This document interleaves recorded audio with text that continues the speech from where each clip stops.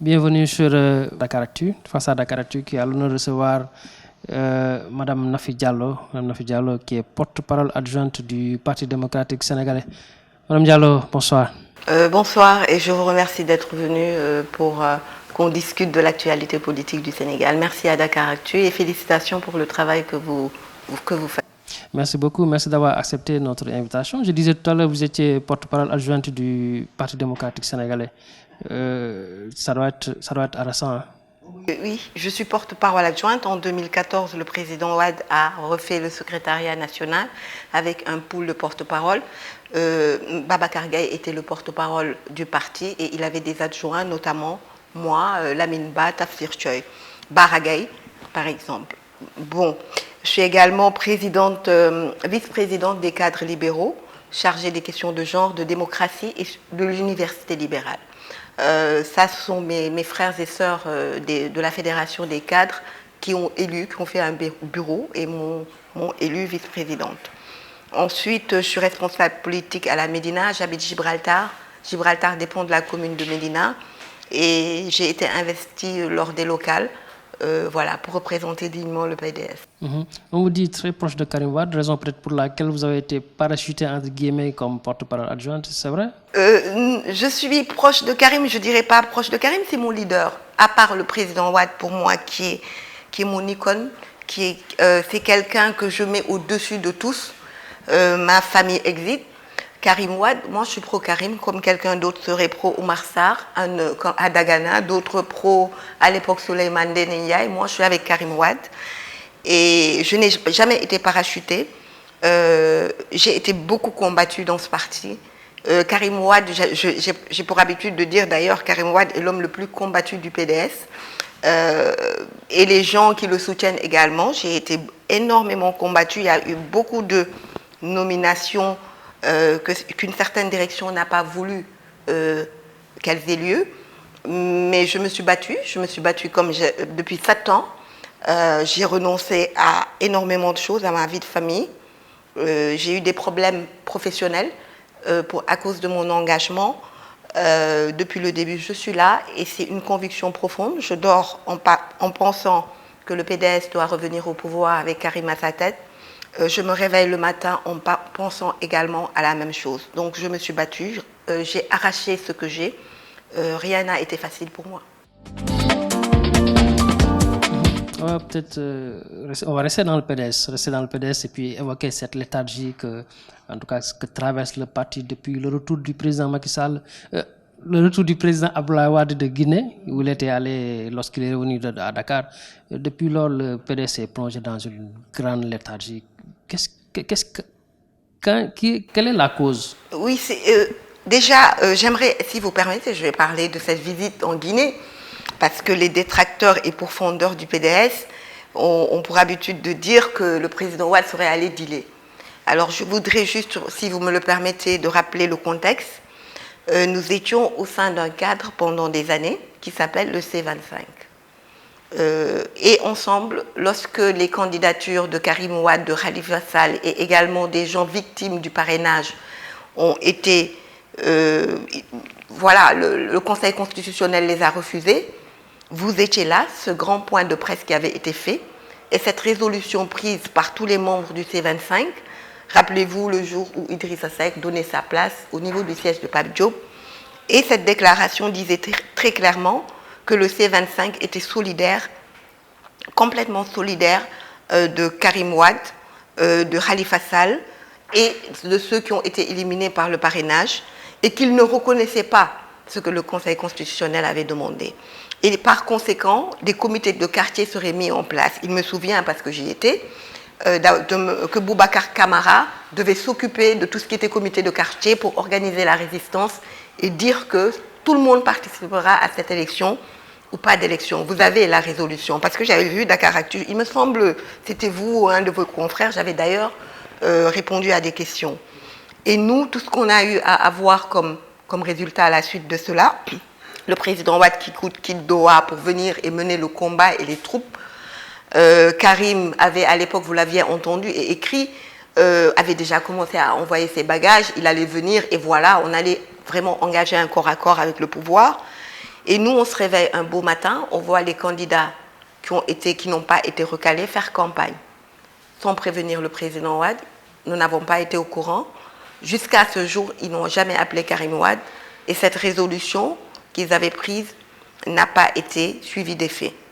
Le président Wade est venu également au Sénégal pour engager et dire qu'il ne fallait pas aller à cette élection, qu'il fallait la bloquer, parce qu'il n'a eu de cesse de le dire. La fraude électorale, elle est à échelle industrielle. Et qu'il faut même une refonte, parce qu'elle s'est faite au niveau des inscriptions. Il avait dit lors des législatives que le PDS ne participerait plus à une élection organisée par le ministère de l'Intérieur sans un audit du fichier. Il avait également dit que si nous l'avions dit partout, moi je l'ai dit partout sur toutes les télés, que si mon candidat ne participait pas à cette élection, nous la bloquerions ou alors nous ne participerons pas. Alors le PDS est un parti sérieux, on ne peut pas avoir dit cela pendant 6 ans, 5 ans et venir participer à cette mascarade. Entre-temps, vous avez vu les chefs religieux demander au président Wade qu'il fallait que ce pays soit stable. Et c'est dans ce cadre-là que le président Alpha Condé et d'autres présidents, nous qui travaillons avec le président Wade, nous savons que tous les jours, il est appelé par des sommités et des présidents pour des conseils, pour des discussions. Le président Alpha Condé lui a dit « Grand frère, j'aimerais vraiment que nous discutions parce qu'il faut la stabilité du Sénégal. Avec la Guinée, si le pays est déstabilisé, ça touchera à la Guinée. » Et à l'époque également, les partis qui avaient participé à l'élection avaient fait un lynchage médiatique en disant qu'eux, ils voulaient aller à l'élection et qu'ils étaient capables de battre Macky Sall. Donc le président Wade, très conseillé, on lui a dit, eh bien, voilà, comme ils veulent y aller, ils ne comprennent pas que vous avez fait plus de 50 ans de politique, vous avez eu le pouvoir et que vous savez reconnaître un fichier biaisé et qu'ils ne pourront pas gagner cette élection. Et comme ils ne vous croient pas, ben nous n'allons pas participer comme nous avons eu à le dire, notre candidat ne participe pas. Et également, le fichier est biaisé, personne ne s'est battu pour un audit. C'est dans ce cadre-là que nous n'avons pas participé. Le silence du président est voulu. Moi, j'ai été le voir après 3 semaines, paniqué. Hein, je lui dis, Monsieur le Président, on dit tout cela de nous. Il faudrait peut-être que vous vous exprimiez. Il m'a dit, c'est pas le moment. Je ne m'exprimerai pas maintenant, c'est voulu. Et également, ce que nous allons faire, et c'est ce que Karim dit, le président, c'est ce qu'il dit, nous allons nous reconcentrer sur notre parti, parce que nous avons un excellent appareil, le plus grand appareil de ce pays. Nous sommes un maillage incroyable, mais les troupes ont besoin d'être mobilisées. Et c'est dans ce cadre-là que nous voulons aller vers la vente des cartes. C'est de ça qu'on s'occupe. On s'occupe de notre parti. On s'occupe de préparer la vente des cartes, c'est-à-dire aujourd'hui, ce ne sera pas comme avant où un responsable viendra mettre 1 million sur la table et dire j'ai vendu 1 million de cartes et mettre les cartes dans son armoire. On dit un tel a vendu 1 million de cartes alors que ce n'est pas le cas. Ce que nous allons faire cette fois, ce seront des cartes numérisées avec les numéros de carte d'électeurs, les numéros de carte d'identité pour être sûr que les personnes à qui nous vendons les cartes, ce sont des personnes physiques qui existent. Personne ne pourra venir dire j'ai vendu 1 million de cartes. Ce sera des personnes physiques et ce sera la compétition entre nous. Ce sera l'occasion également pour tous ces mouvements karimistes qui se chiffrent par milliers d'entrer dans le parti, d'aller conquérir leur place au sein des fédérations. À l'issue de la vente des cartes, nous allons faire quoi? Eh bien, monter les secteurs, monter les fédérations et eh bien, que le meilleur gagne. Celui qui vendra le plus de cartes dirigera. Parce que ce qui se passe actuellement, par exemple, à la Médina, la presse aujourd'hui, si elle parle de c'est pas une commune où nous sommes forts. Mais aujourd'hui, nous avons réussi à quand même la rendre un peu plus visible, à doubler nos chiffres. Mais si on parle de Médina, aujourd'hui, beaucoup de gens se référeraient à moi. À ma petite personne, à ma modeste personne, parce que c'est peut-être moi qui le vois. Pourtant, si on devait aller aujourd'hui, dans le cadre actuel du parti, à un congrès, je ne pourrais pas voter. Parce que il n'y a pas eu de renouvellement depuis 1996. Le bureau, depuis 1996, certains sont partis, ce sont les adjoints qui sont là, tant bien que mal, parfois des gens qui ne viennent même plus aux réunions. Donc c'est une nécessité d'aller vers la vente des cartes et préparer et ensuite le congrès. Un congrès, Karim Wade n'est pas intéressé, me dit-il, par le poste de secrétaire général national, mais moi je lui dis que c'est lui notre candidat et on l'obligera à présenter sa candidature pour le poste de secrétaire général national. On peut revenir sur ça plus tard, mais peut-être sur une information que vous avez donnée tout à l'heure. Vous dites que, en tout cas, si je comprends bien vos propos, c'est parce que le président de la République, l'ancien président de la République, Abdoulaye Wade, avait interdit à l'opposition de participer à ces élections et que cette opposition, malgré tout, a présenté ses candidats, qu'il garde depuis lors le silence. C'est comme qui dirait que le président de la République, l'ancien président de la République, Abdoulaye Wade, a une dent contre cette opposition-là. Ah non, pas du tout. Il garde le silence parce que qu'est-ce qu'il va dire aujourd'hui? Il va s'occuper aujourd'hui à nous rendre un parti performant. Il est très concret, le président Wade. C'est-à-dire, il sait que les dés sont jetés. Ce qu'il y a à faire aujourd'hui, c'est travailler à ce que ce parti redevienne l'appareil conquérant qu'il était. Et ça passe par les renouvellements. Il travaille, il consulte énormément. Nous travaillons énormément avec lui pour une ossature. Déjà, il y aura une direction renforcée et nous allons une équipe qui va aller travailler pour que ça se passe bien, la vente des cartes soit transparente. Donc il réfléchit, il travaille et en même temps, je vous le dis, je vais vous donner un secret, il écrit des livres en droit constitutionnel, il écrit des livres en chimie et mathématiques. Au-delà de cela, il fait ses consultances parce que c'est ça qui le fait vivre, beaucoup d'États le consultent pour des conseils. Mais il est concentré, focus sur le parti et pour comment aller à des renouvellements, comment intégrer toute cette marée humaine de personnes, de jeunes qui sont à la périphérie du parti parce qu'il n'y a pas de renouvellement. C'est eux qui sont dans les mobilisations, bien sûr avec la jeunesse du parti, du JTL et également le MEL. C'est eux qui sont là, qui sont présents et pourtant ils ne sont pas dans les structures, dans les fédérations horizontales, c'est-à-dire au niveau des communes. Ils n'ont pas leur place là-bas. Alors que si on va dans la vente des cartes, peut-être que ces gens pourront avoir plus de responsabilités à la base. Mais le parti traverse quand même une crise. On le sait aujourd'hui, beaucoup de responsables sont partis. La dernière en date, c'est celle de Omar. Je ne veux pas dire s'il est parti, mais en tout cas, il a passé outre les recommandations du président Abdoulaye Wade de participer au dialogue national. Comment est-ce que vous avez vécu ça? Ah oui, moi tout le monde m'a entendu. Hein. J'ai répondu. Omar Sarr, c'est un grand frère. J'ai de très bonnes relations avec lui, mais quand il s'agit de politique, je suis très très claire. Moi, je suis Abdoulaye Wade. Avant d'être PDS, je suis wadiste. Je suis la pensée intellectuelle d'abord du président Wade, sa pensée idéologique et ensuite sa pensée politique. Ce qui s'est passé ce jour-là, puisque j'étais dedans, j'étais actrice, j'ai été la première personne à appeler le coordonnateur pour lui demander si on devait aller au dialogue, parce que je l'ai répété plusieurs fois. J'étais restée 4 jours sans avoir été voir le président, j'étais un peu malade. Et les journalistes ont pour habitude, à chaque événement, quand cela concerne un peu le parti, de m'appeler pour recueillir la position du parti. Donc j'ai vu énormément d'appels de journalistes, j'en ai pris un de Bourg TV, qui m'a demandé, je lui ai dit, écoute, je suis malade, mais je vais voir, je sais qu'ils étaient en réunion aujourd'hui pour voir s'ils iraient au dialogue chez le président. Je te rappelle tout de suite, je vais te dire notre position.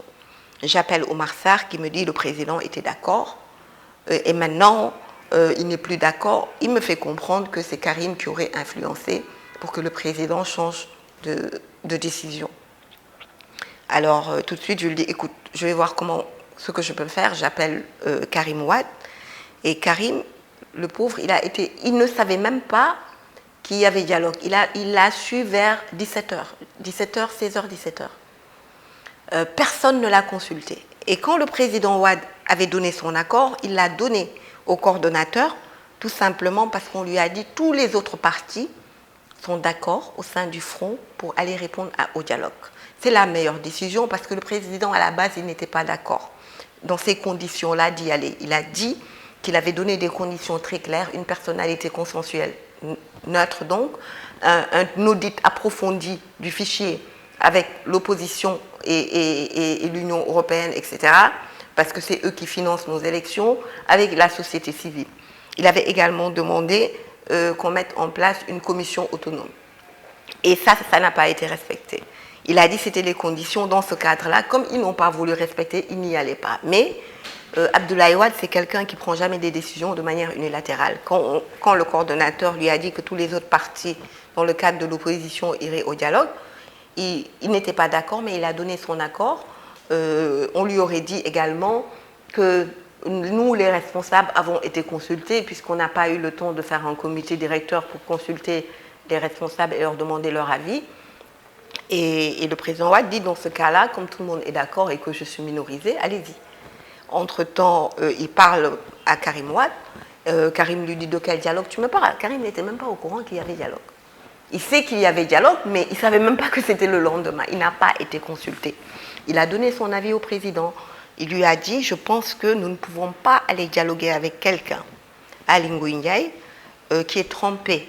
Et nous l'avons dénoncé depuis 6 ans, nous le dénonçons, 5 ans, depuis 2014. Nous disons qu'il est l'artisan du problème de ArcelorMittal. Il est trompé, il est cité. Du problème de Petrotim, il aurait présenté un faux rapport. De Africa Energy, une entreprise qui n'existait même pas et qui a des marchés mirobolants. Et il a dit également que la justice ne l'a jamais rayé des listes. Effectivement, c'est un monsieur Casimir Cissé de l'administration de Aly Ngouille Ndiaye qui a décidé que Karim Wade ne ferait pas partie des listes. Avec tout cela, comment pouvons-nous, avec tout ce qu'on a dit pendant 7 ans, avec tout ce qu'on a défendu pendant tant d'années, comment pouvons-nous aller dialoguer avec cet homme-là sans que nous, ce que nous avions dit au préalable, personnalité consensuelle, etc., ne soit là? Que ça n'a aucun bon sens et que les militants ne le comprendraient pas. Et Karim a ajouté, pour discuter, il a argumenté pendant 20 minutes avec le président. Il lui a dit, qui plus est, les militants, on ne leur a pas parlé depuis le dernier comité directeur, une décision aussi importante, on ne peut pas la prendre sans avoir consulté le comité directeur. Donc, à mon sens, il ne faut pas y aller. Ils se sont un peu, chacun a donné son avis, et Karim lui a dit, vous êtes le responsable, c'est vous le patron, nous ne sommes que des responsables politiques, mais moi, en tout état de cause, si vous allez à ce dialogue-là, ne me citez pas, ne me prenez pas comme prétexte, je ne demande pas d'amnistie, je ne veux pas d'amnistie, ce que je veux, c'est que le comité des droits de l'homme, la décision du comité des droits de l'homme qui dit qu'il faut revoir ou le procès, ou alors vous annuler complètement les décisions de la CREI, soit respectée.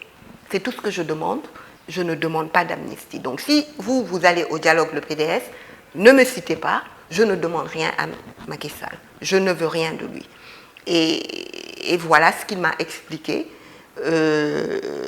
Entre-temps, on aurait appris que l'autre camp qui voulait aller au dialogue s'apprêtait à écrire un communiqué pour dire que le PDS irait au dialogue, malgré le fait que le président, pendant 4 heures de temps, a essayé de joindre Omar Sarr pour lui dire de ne plus y aller, que la décision du parti, parce que même la dame que vous avez vue ici, Ndeye Cissé, a été appelée, elle dit qu'elle n'a pas été consultée.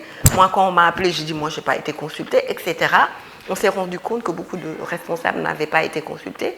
Et bien, le président, pendant 4 heures de temps, a appelé le coordonnateur, n'a pas pu le joindre. Il était très en colère.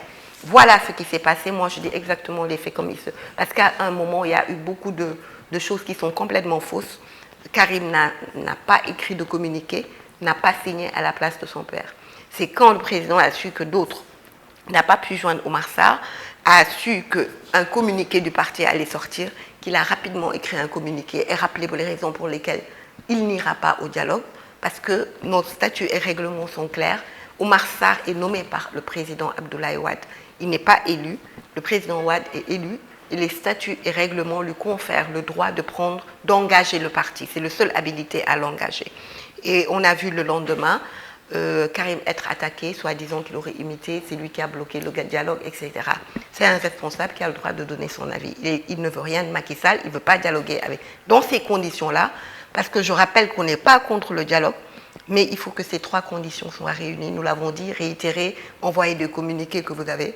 Et si ces 3 raisons sont réunies, pourquoi pas? Pourquoi ne pas aller s'asseoir et discuter des questions qui concernent la nation? Est-ce qu'Omar Sarr s'est depuis lors entretenu avec le secrétaire général du PDS? Oui, après cela, moi, on était en réunion, il était là, il était en face de moi, le président était assis, il était là, parce que le président nous donnait des informations, parce que régulièrement, il appelle les équipes, une partie de son équipe, pour qu'on travaille sur certains dossiers. Il était là, il était présent. Après cela, je sais qu'il y est allé, mais depuis lors, je crois pas qu'il y soit retourné, mais moi je l'avais vu. Et pour moi, la question, c'est pas ses relations personnelles avec le président Wade. Je reste convaincue qu'il demeure son fils, mais le problème aujourd'hui, nous avons un problème de pensées différentes qui divergent. Nous n'irons pas au dialogue, nous ne voulons pas faire d'entrisme. Nous qui sommes avec Karim Wade et la grande majorité du parti, nous ne voulons pas dialoguer avec Macky Sall, nous ne voulons pas entrer dans son gouvernement. Il aurait promis 3 postes de ministre et 5 de PCA, nous n'en voulons pas. Nous sommes dans l'opposition et dans l'opposition radicale. Qui avait promis les postes de PCA Oui, c'est ce qu'on aurait appris. Pas à Karim Wade. Il n'ose pas. Karim Wade, quand il était en prison, on lui a proposé de sortir pour un poste de Premier ministre. Il l'a refusé et il est resté 3 ans, 2 mois en prison. Les visiteurs nocturnes, à l'époque, vous avez couvert le procès et il le racontait à la barre. Vos visiteurs nocturnes, jamais je ne serai avec Macky Sall après tout ce qu'il a eu à faire contre ma famille et contre le président. Oui, mais le parti démocratique sénégalais manque quand même de démocratie depuis quelque temps. On voit que personne n'ose se présenter à la présidentielle, malgré que tout le monde savait que Karim Wade ne serait pas là. Madické Niang, qui a osé le faire, a été plus récemment rayé du parti. Omar Sarr, qui a osé prendre part au dialogue, peut-être il l'a fait de bonne foi, il l'a expliqué, c'était pour Karim Wade, c'était pour tous les prisonniers politiques, entre guillemets, comme il l'a dit, et pourtant, il y a toujours des problèmes. J'ai expliqué pour Omar Sarr, il n'a pas le droit, parce qu'il n'est pas mandaté pour aller représenter le PDS. Et d'ailleurs, il a dit, je suis venu à mon nom personnel. Et Moustapha Diakhaté a bien fait de le remettre à sa place. Parce que, pourquoi est-ce qu'il viendrait, il est qui? Pourquoi pas Yaoudjal? Pourquoi pas Saner? Pourquoi pas... Le dialogue, c'est pour les partis politiques et les entités reconnues. Il y est allé à son nom personnel. Il peut l'assumer. Il n'est pas allé au nom du Parti démocratique sénégalais qui a un secrétaire général national qui travaille avec le parti, qui pense au parti et aux militants et à comment rendre cet appareil encore plus performant. Il s'appelle Abdoulaye Wade. Ce n'est ni Karim Wade, le secrétaire général national, ni Omar Sarr. Omar Sarr n'est mandaté que par le président. En ce qui concerne Madické Niang, d'ailleurs que je salue, c'est un responsable avec qui également j'avais d'excellentes relations. Madické, moi je lui en veux pour une chose. Je lui en veux parce que c'était la personne la plus proche du président Abdoulaye Wade. Abdoulaye Wade disait mon petit frère quand il parlait de Madické. Madické est allé combien de fois à Doha? S'il avait envie de se présenter, ça ne passe pas par une lettre. Il pouvait prendre son avion, aller à Doha, discuter avec le président, ou échanger. Parce que ce n'est pas un congrès qui a élu Madické. Madické n'a jamais en comité directeur posé le problème. Nous avons tenu une 50aine de comités directeurs. Je n'ai jamais vu Madické était présent. Je ne l'ai jamais entendu poser le problème de la candidature. Parce que ce qu'il faut savoir, la candidature au PDS, elle se fait par congrès.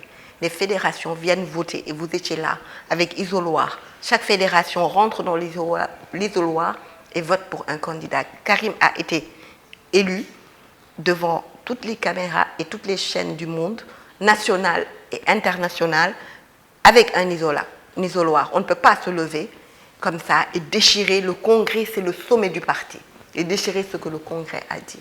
Le congrès l'avait dit tout bonnement et à aucun moment Madické ne l'a dit. On a juste entendu des gens qui étaient avec lui, Tchoban, attaquer le président. On veut Madické comme candidat, ça ne se passe pas comme ça. Pourquoi pas moi? Pourquoi je ne me lève pas pour demander? Pourquoi Lamine Thiam ne s'est pas levé pour dire je suis le candidat du PDS?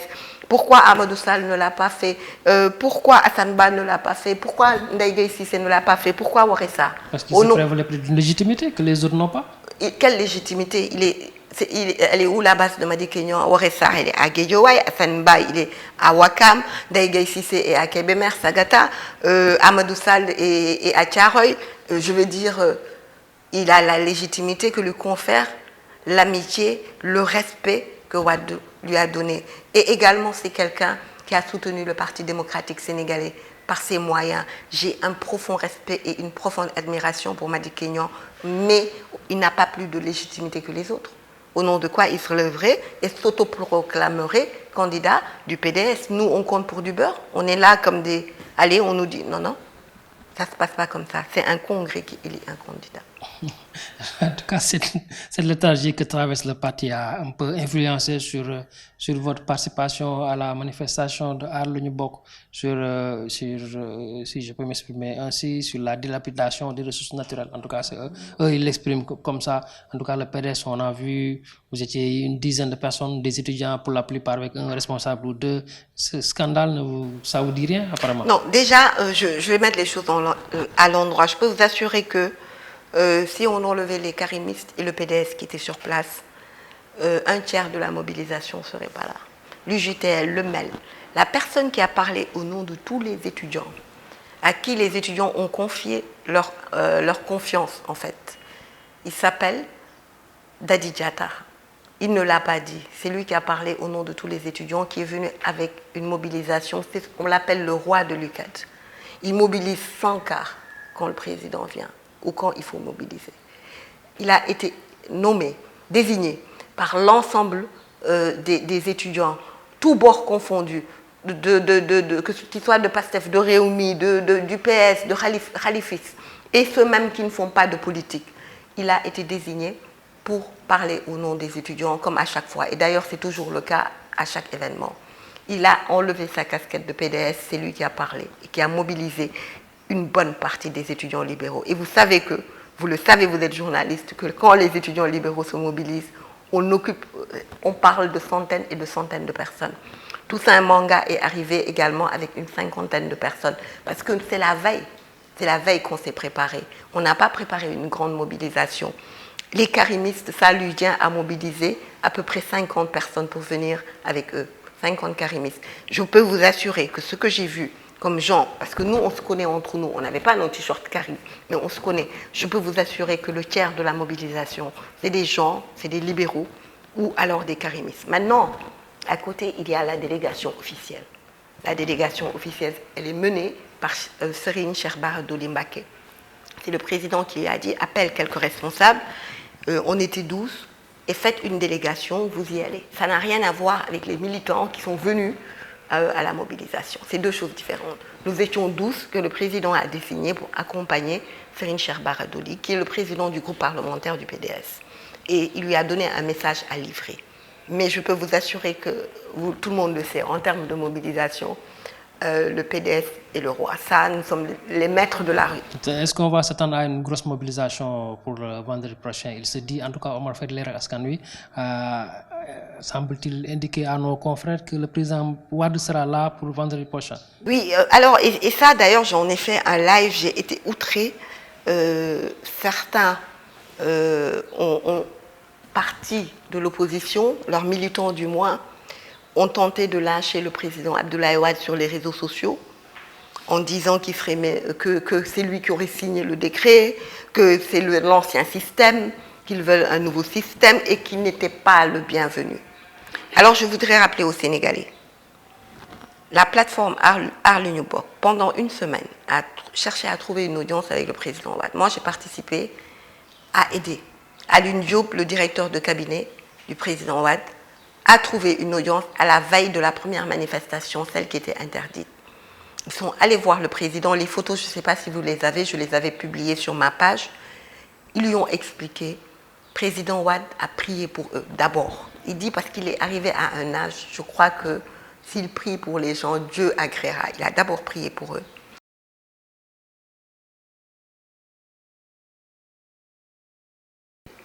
Même sans que vous le sachiez, à des niveaux insoupçonnés.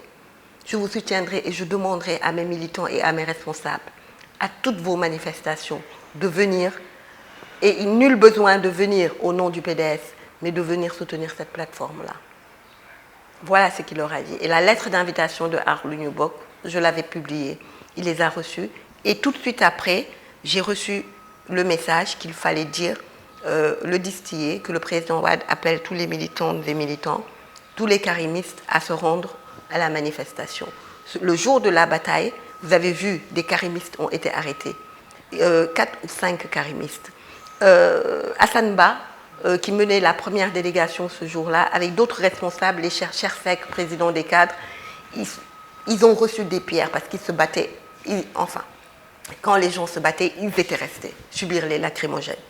La deuxième manifestation, nous y sommes allés avec Cheikh Bara Dolly qui a pu prendre la parole et expliquer qu'il avait déposé une demande de commission d'enquête parlementaire sur le sujet, sur Petrotim, sur ArcelorMittal et sur un autre dossier, et également sur les 93 milliards de M. Diallo Mamour.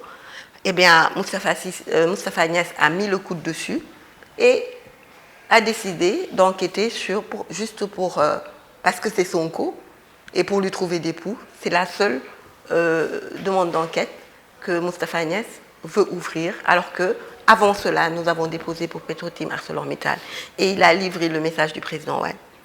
Donc, Omar Fayler Al-Askanoui a dit qu'il voudrait que tous les Sénégalais ensemble demandent pardon au président Wade, parce que c'est le premier qui, le 21 novembre 2014, à la place de l'Obélisque, devant ce jour-là, la presse a écrit des millions de personnes, 1 million de personnes, face à Ablaye Wade, jusque sur les arbres. Il vous avait dit, vous, à la presse, venez, parce que je vais vous donner 2 scandales jamais vus dans l'histoire politique du Sénégal de 60 à nos jours.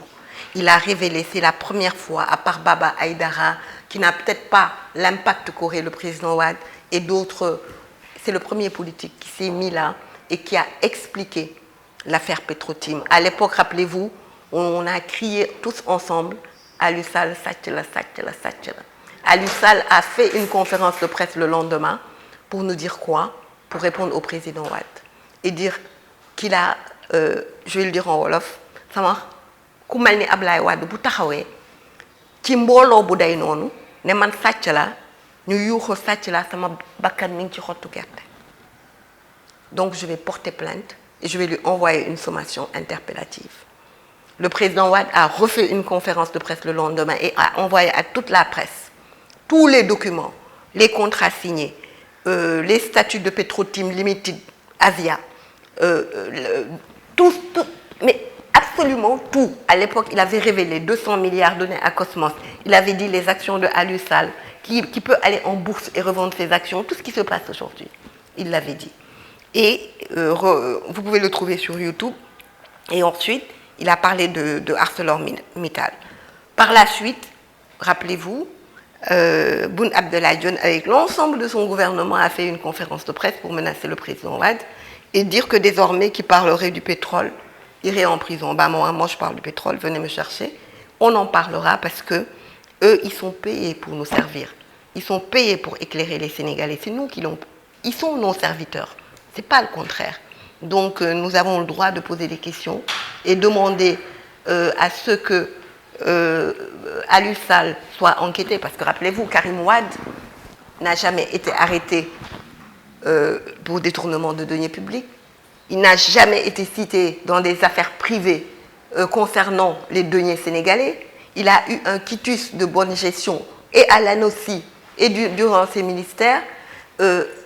Aucune enquête n'a permis d'épingler Karim Wade. Et même l'arrêt de la CREI lui donne raison. Il dit clairement qu'il n'est ni poursuivi pour corruption, ni pour détournement de deniers publics, mais qu'il aurait un train de vie dispendieux, que les sociétés de Bourgi, la famille Bourgi qui est milliardaire depuis les années 48, qui finançait le Parti Socialiste à l'époque, l'UPS, tous les biens des Bourgi appartiendraient à Karim Wade. Eh bien, Karim, on ne lui a pas demandé de jurer. On ne lui a pas permis de prendre le Coran et de parler aux Sénégalais. On a été le chercher chez lui. Et on l'a mis dans une fourgonnette pour l'amener. Khalifa Sall a parlé, le cœur rempli. Il a pleuré. Il dit qu'il n'a pas pris un franc des Sénégalais. Pour 1,3 milliard. Il est depuis 2 ans en prison. Lui a-t-on laissé le choix de jurer? Ce n'est pas cela la question. La question aujourd'hui, Aliou Sall doit aller en prison comme tout le monde, parce que c'est eux qui nous ont parlé de bonne gouvernance. Il est cité dans ces scandales, c'est ça la vérité. Et Macky Sall nous avait dit la patrie avant le parti, c'est l'occasion pour lui aujourd'hui de le démontrer. Les contrats gaziers, parce que le gaz, il y a de plus grands scandales et ça va venir, sont encore plus scandaleux. tous les contrats doivent être publiés. Le président Wade l'a demandé. Quelqu'un qui demande une chose pareille, c'est qu'il a servi honnêtement son pays. Et il me plaît à rappeler que celui qui se permet de dire qu'on n'a pas numéroté le décret de Wade parce qu'un opposant qui était avec eux, Thierno Alassane Sall, c'est lui-même qui, dans une émission Point de vue sur la RTS, avait dit il faut le reconnaître.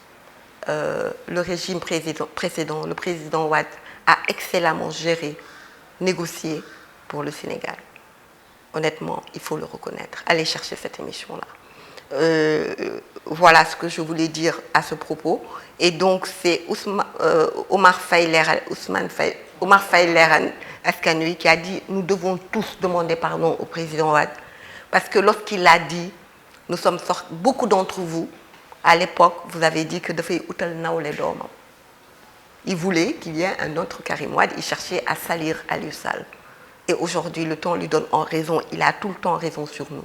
Et il doit venir à la 3e manifestation. Parce que la mobilisation que nous voulons, le président Wade est celui qui est capable aujourd'hui de mobiliser à perte de vue pour parler aux Sénégalais et lui-même livrer sa part de vérité, donner les documents et aider cette plateforme-là. Voilà ce qui s'est passé. Le président Wade n'a jamais dit qu'il viendrait à la manifestation pour le moment. Si Arli Noubok veulent qu'il vienne, ils n'ont qu'à le dire et on se chargera de lui demander de faire ça pour la patrie et pour le Sénégal.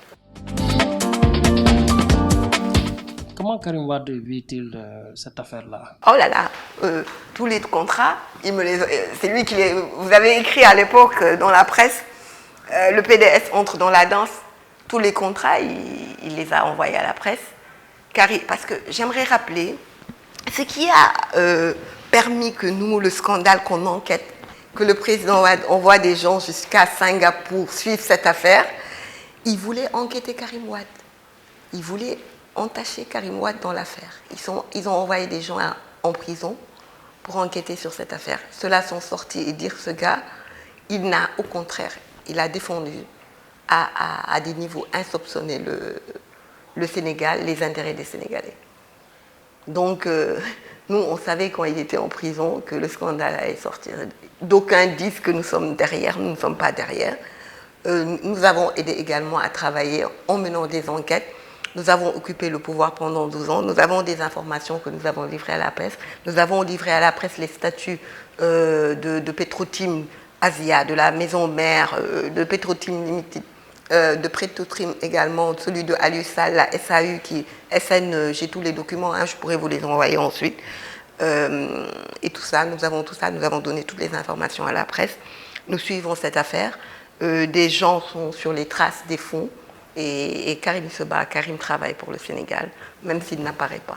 Et pour cette bataille aussi, il va se limiter à rester à Doha et puis suivre ça comme tout le monde. Oui, moi j'aurais aimé avoir Karim ici à nos côtés, mais j'aimerais vous rappeler que Karim n'est pas à Doha de lui-même, il est exilé. C'est un exilé, il a été déporté, tout comme Patrice Talon l'a été au Bénin, tout comme Kabila l'a fait à Katumbi, qui ne peut pas entrer chez lui. Dans toutes les grandes dictatures africaines, c'est ce qui se passe. Et dans le Moyen-Orient, Karim est déporté. Si aujourd'hui il vient au Sénégal, il va atterrir où? Il y a des choses, aujourd'hui nous attendons juste la revue du Comité des droits de l'homme des Nations Unies qui a demandé à ce qu'on refasse le procès de Karim Wade, ou alors simplement qu'on reconnaisse la CRI, tout ce que la CRI a dit comme nul et non avenu. Donc nous attendons cela. Ils vont venir voir, en fait, ils visitent tous les pays qui ont été sanctionnés et qui ont reçu ce genre de décision pour voir s'ils ont respecté leur signature internationale. Donc, sous peu, les experts seront au Sénégal pour voir si le Sénégal a respecté sa signature internationale, parce que j'aimerais rappeler qu'à l'époque, Ismaïla Madior Fall, qui était le ministre de la Justice, il avait répondu via un communiqué que le Sénégal respectera sa signature internationale, mais après les élections présidentielles. C'est ce qu'il avait, c'est ce qu'on comprenait du communiqué qu'il avait eu à dire, et que donc le procès de Karim sera soit revisité, soit alors on trouvera des solutions, des voies et moyens pour respecter la décision du Comité des droits de l'homme des Nations Unies. Aliou Sall a démissionné de la CDC. Est-ce qu'on ne peut pas s'attendre à ce que la clameur s'estompe, ou bien est-ce que vous connaissez à... Moi, je considère Aliou Sall comme un prête-nom. Et moi, la faute, pour moi, elle revient à Macky Sall. Parce que, comme dit le président Wade, le coffre-fort d'un pays, ce sont ses ressources naturelles, c'est son sous-sol. Eh bien, on a pris le coffre-fort du Sénégal, qu'on a braqué au profit d'une dynastie, d'une famille. Et il y a également le problème de Suez, avec l'autre beau-frère, Mansour Faye sur l'eau. Et pour toutes ces raisons, moi, je pense que le fautif, c'est Macky Sall. Aliou Sall également doit répondre. Au-delà de cela, on parle de BDK. Il aurait dit qu'il ne serait pas concerné. On a publié également, son nom apparaît en tout cas dans le conseil d'administration de cette banque. Sahel Aviation, c'est quoi? C'est ce que vous voyez dans les films. Vous savez, les hélicoptères là, qui vont des plateformes pétrolières et gazières. Voilà ce genre de truc. Donc, de bout en bout, quand vous lisez même les statuts de Petrotrim Sénégal, ils disent de la chaîne, c'est-à-dire de l'exploitation, de l'exploration, l'exploitation, jusqu'au marketing, jusqu'à la vente, jusqu'à la distribution. C'est ce qui est dans les statuts. Et c'est pour ces raisons qu'on voit qu'il y a toute une filière, qu'on la suit, de choses qui tournent autour de cette question de nos ressources, et également sur le gaz. Alors je voudrais juste dire à Arlou Noubok, à tous les citoyens, à tous les patriotes qui nous regardent, que ce combat, ce n'est pas le combat pour nous. Ce n'est pas pour nous, c'est pour nos enfants. Nous avons deux alternatives. Soit nous restons les bras croisés et nous devenons comme ces pays africains où les gens continuent d'accoucher et de mourir en couche, où il n'y a pas d'électricité, il n'y a pas d'eau, qui vivent dans les cases, il n'y a pas d'éducation, il y a des enfants de la rue, les gens meurent à l'hôpital, parfois faute de coton, parfois faute d'aspirine. C'est ce que nous vivons, et pourtant les pays sont pleins de pétrole parce qu'ils ont eu des gouvernants maudits, parce que je juge qu'il n'y a pas de malédiction du pétrole, il y a des gouvernants maudits. Et nous avons ce choix-là, d'être comme ces pays, de rester dans la misère, dans l'inégalité sociale, ou alors d'aller vers la justice sociale en nous battant, pour que cette oligarchie qui est en train de mettre la main sur nos ressources, sur plusieurs générations, qu'on leur dise stop et qu'on devienne le Qatar africain. Diallo, nous sommes arrivés à la fin de cette émission. Nous voudrions vous remercier pour votre disponibilité. C'est moi qui vous remercie pour l'excellent travail que vous faites. Je vous lis tous les matins. Quand je me lève après la prière du matin, je fais le tour des sites. Je lis Dakaractu. Parfois, je suis fâchée, je dis parce que... Mais parfois, je suis très contente parce que je vois des contributions très bien écrites. Vous êtes les rares que je lis et je ne vois pas de fautes. J'adore corriger les fautes, je n'en vois pas. Le travail est professionnel. Et je voudrais dire que nous comptons énormément sur la presse. Tous les pays qui se sont développés, tous les pays qui ont acquis un niveau de citoyenneté, parce que nous allons, avant nous d'être des politiques, nous sommes d'abord des citoyens. Ils ont eu une presse forte, des médias forts, qui ont accompagné le peuple, qui ont fait mener des investigations.